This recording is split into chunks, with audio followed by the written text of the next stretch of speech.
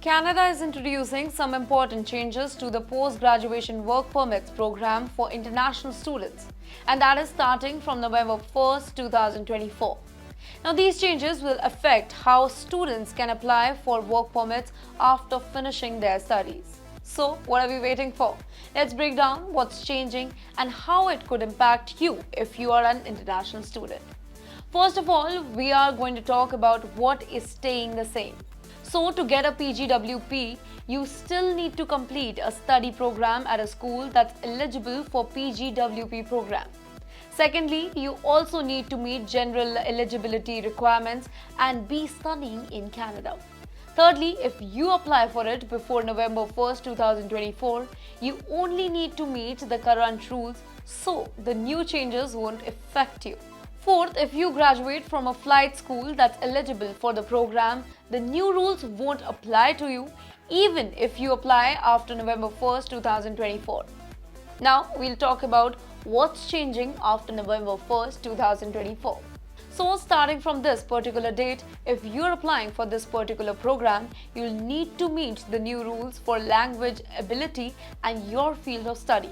So, here's a closer look at different types of graduates.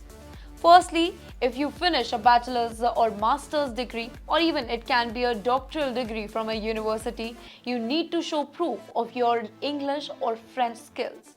Now, for English, you need to score at least Canadian language benchmark, that is level 7. And for French, you need NCLC level 7. Now, this applies to reading, writing, listening and speaking. But here's the good news. All fields of study are eligible for work permit, so there's no extra rule about what you need to study. Secondly, if you finish any other university program, then you'll still need to show proof of your English and French language skills with the same level of 7. But here's a twist. You need to make sure that your field of study is actually eligible. Now, if you graduate from a college or program that is not listed in the above that I mentioned, you'll need to show proof of your language skills, but the level you need is lower. You need CLB 5 for English language or NCLC 5 for French in all 4 areas: reading, writing, listening and speaking. Your field of study must also be eligible. Now here, let me tell you an important point that no matter what you studied, you have to show proof of your language skills.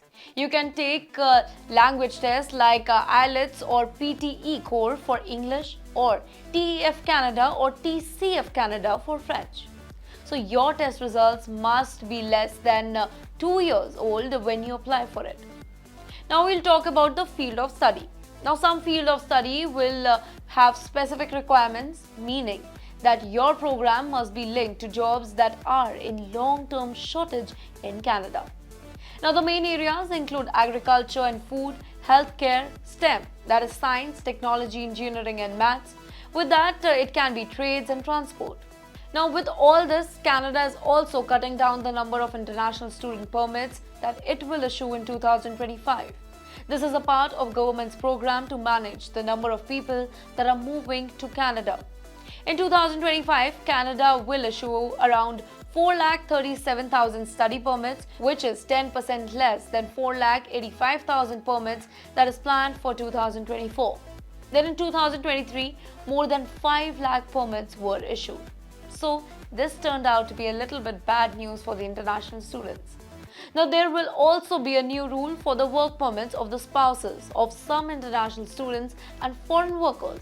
Well, there will be more checks before issuing travel visas to prevent issues like fraudulent asylum claims. Now, these changes aim to manage the high number of temporary residents in Canada. And as of 2023, Canada's population has passed 41 million.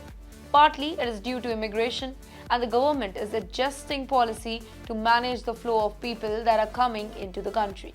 For more such videos, do follow TimesXP.